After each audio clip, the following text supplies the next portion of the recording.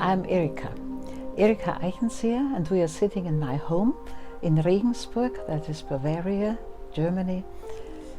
And well, I'm the one who found at least 500 new old fairy tales, which were collected in our countryside here by a man who was very industrious and very cautious with all these texts.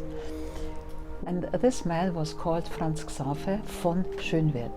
Von, he has got this title from the king, Maximilian II from Bavaria.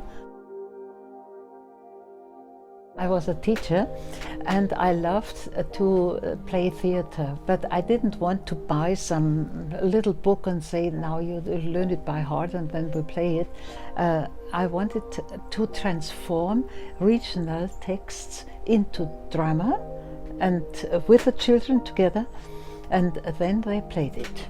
And I was looking for regional texts, this book, that book, and by chance I found a book and I found fairy tales.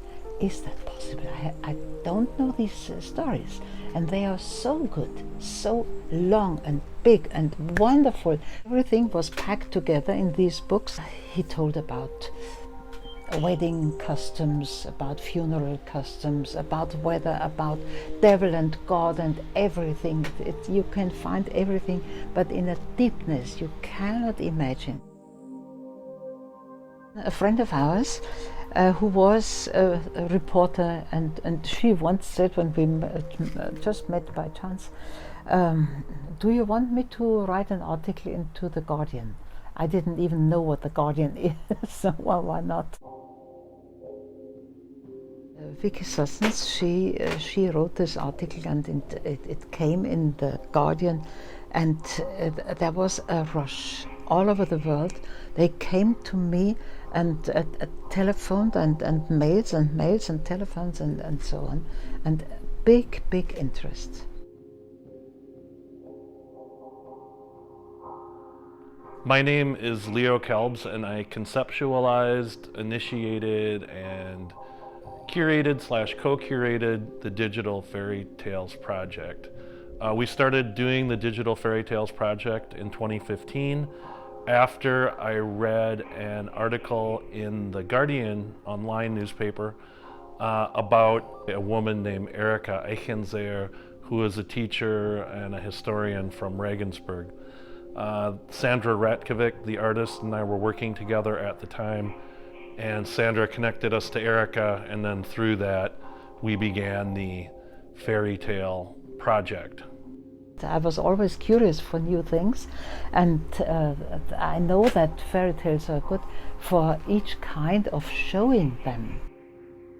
When we first presented the first digital fairy tales in Regensburg, at this a part of an old castle where the archive existed, we were preparing, I was testing the equipment, and Erika Eichenseer saw the videos, and she said, "What is going on? We did not see the stories. The stories are not in these works."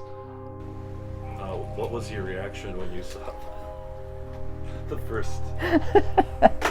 Well, no, I was a little amazed because it was well, I had no idea what can that be, but I was really fascinated about the quality what they did, and how deep and how different the ideas of those artists were about these fairy tales. I have a certain view, perhaps it's too small, but this is opening. And then when the show ended, Erika walked up in front of the audience, the lights went on, and Erika said, "Now that I have seen these twice, I realize the fairy tales are alive and I love them." What I like very much, but sometimes I don't understand quite well, because well, I'm old, and these young people have other imaginations and other Zugang, other openings of these fairy tales to their mentality. Sometimes I don't quite understand why do we take this picture for this situation, but it's their art. If I see a picture with only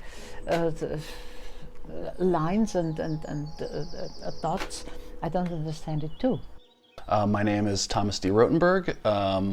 Been part of the Digital Fairy Tale series for a few years now. Some of my collaborators are Josh Graham and Damian Master, both sound artists. What were some of the project titles? Oh yeah, I think my first one was titled This Time I'll Find You. Did another one called They Are the Plague, and my most recent one is Liberatio Naturae. What are some of the fairy tales that you chose?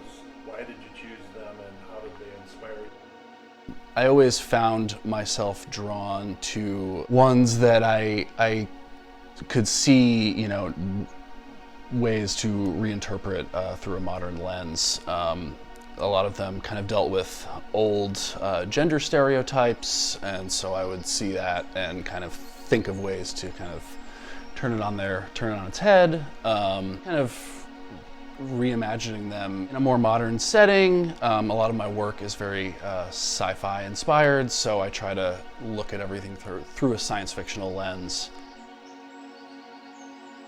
I think the goal of the project in general is, you know, examining, you know, these old stories and how they can apply in a modern context. And just the way I think about things, you know, I'm always thinking about time and our relationship to the past, our relationship to the future, and you know, these stories really help me as an artist explore that. It's been fascinating to see the project grow and change and evolve and incorporate, you know, so many new artists and sound artists from all over the world. And it's also been an amazing chance to grow my own creative work and think about the way I tell stories and evolving, you know, my own methods and workflows and you know, creativity. My name is Juliane Pieper. I'm from Germany, born in southern Germany, and now I'm in Berlin. From the beginning, Leo Kuelbs said, I have a sound artist for you. Her name is Chantelle de Fuoco, going by Sea of Daisies. And I said, okay, let's try. And from the beginning on, we got along very well. That's always nice to get along very well, but the other very important thing is that her music, her sound, first it's really great music, I love it a lot, and it fits, I think it's the perfect fit to what I'm doing, you know, like style-wise. My name is Chantelle Joy Fuoco, aka Sea of Daisies, and I've worked with Juliane Pieper on 4 different stories. We've been really close from the start. We work really well together. I think her style is really fun and joyous, and my style of music is kind of like goofy and rhythmic, and I try to make it fun. So I think it's just been an amazing collaboration between the two of us. It just worked out so well.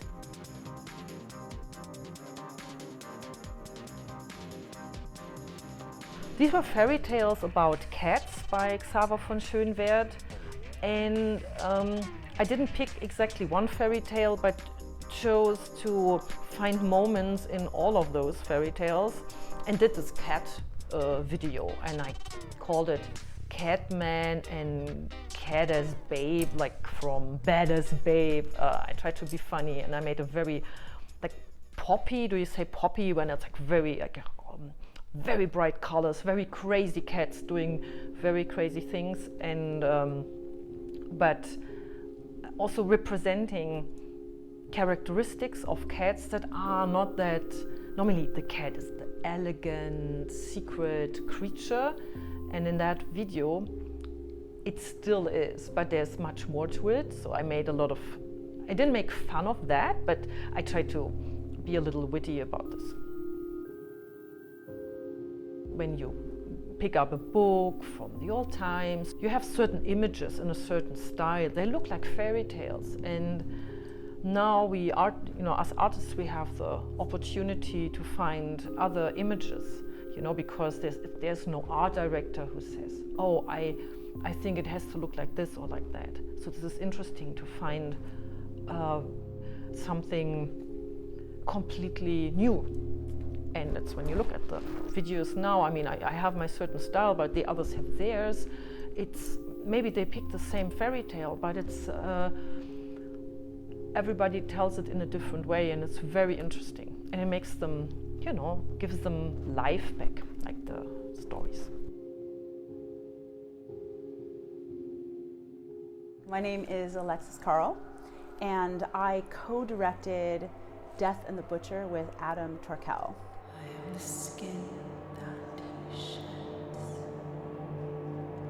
We chose the Klagemutter, and it is this really beautiful story of the Death and the Butcher, and death comes to the butcher in various guises of like a bird and a sheep and a cat, and in doing so eventually take the butcher to the netherworld. And it just really spoke to us. It spoke to this Gothic sensibility. Visually, we wanted to use this oceanic element, this beach element, to really push the concept of the in-between and the netherworld. So we chose that one really for visual, stylistic, and then also sonic possibilities, musical possibilities that we could create for a environment for that piece.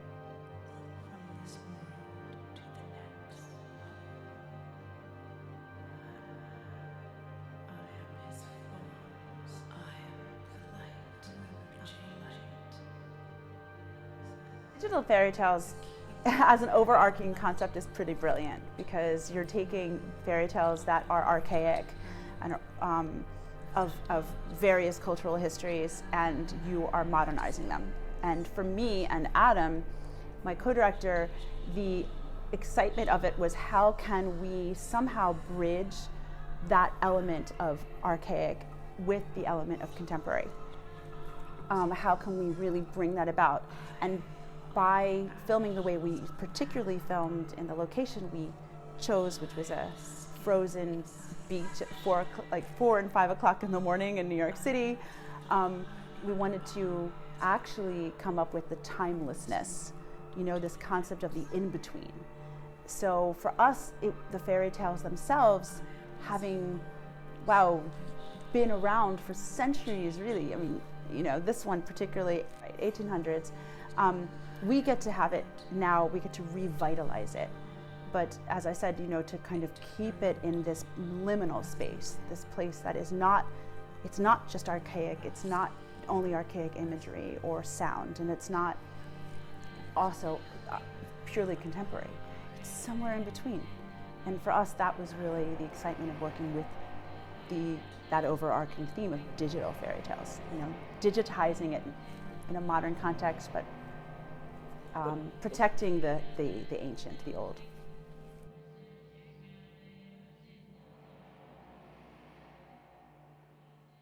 My name is Alexandria Sica. I run the Dumbo Improvement District, and we host Lightyear on the Manhattan Bridge. We love having digital fairy tales be an annual feature, and projections just bring Dumbo alive, and it's been a pleasure to see all of the various artists come and present their work. It's very exciting, one of New York City's oldest neighborhoods, right? We are really formed by the bridges and the waterfront and the working waterfront to have the stories that are, far predate anything around here be presented. And these kind of historical folk tales are just a nice way to connect people and history and various artists, and to give them a platform in, this amazingly creative neighborhood.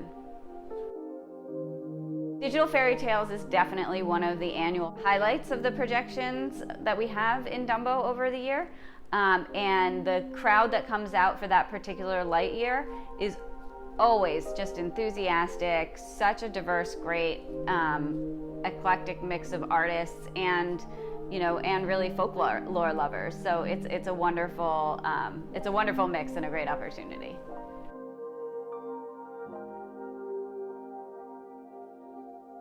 I'm open for every language in which one artistic thing can be transformed. It can be music, it can be a book, it can be a children's play, it can be pictures or something like that. And I saw the positive possibility in these digital films. And it is a language, a modern language in which these tales are transformed.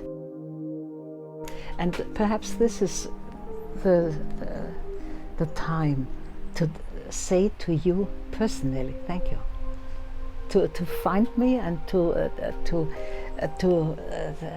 give some positive meaning of your side to the fairy tales of Schönwert.